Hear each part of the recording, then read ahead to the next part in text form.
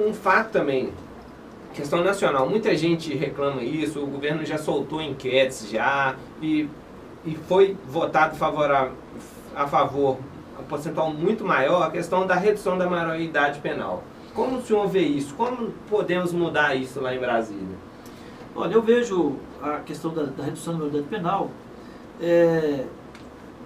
sob dois aspectos. Tem uma questão que é constitucional, que a Constituição prevê, né, que a maioridade é aos 18 anos, e tem uma questão que é vinculada ao Estatuto da Criança e do Adolescente. Então nós temos, na minha avaliação, nós temos necessidade e possibilidade de alterar o Estatuto da Criança e do Adolescente sem necessariamente alterar a maioridade. O que eu vejo, que eu acho que a gente precisa de caminhar na direção do Estatuto, é porque de tudo que eu já vi de discussão da redução da maioridade, já vimos também manifestações científicas de pessoas sem viés ideológico, fazendo uma discussão científica da necessidade da manutenção dos 18 anos e que não seria uma exclusividade do Brasil. É claro que falar que reduzir a maioridade é o discurso mais fácil, certo? Como se bastasse reduzir de fato.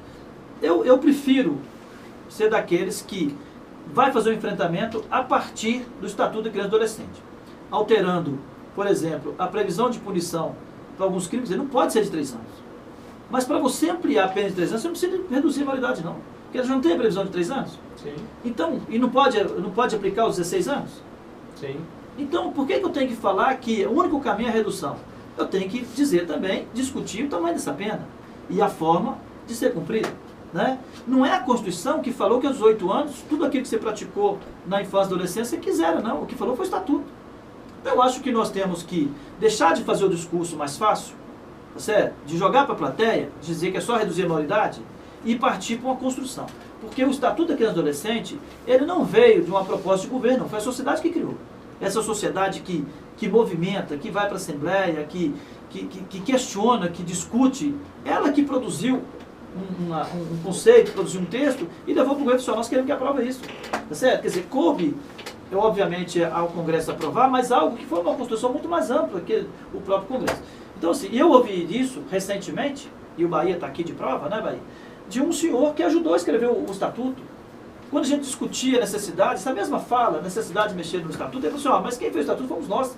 Então, nós temos que repactuar isso mesmo. Então, assim, eu acho que a questão da redução da maioridade não é uma questão de 8 ou 80. Eu acho que nós temos que efetivamente fazer a discussão a partir do Estatuto da Criança e do Adolescente, porque lá é possível ampliar a pena, é possível alterar essa questão de limpar a ficha sujeita aos 18 anos e aplicar outras medidas que o Código prevê que pode ser ampliado.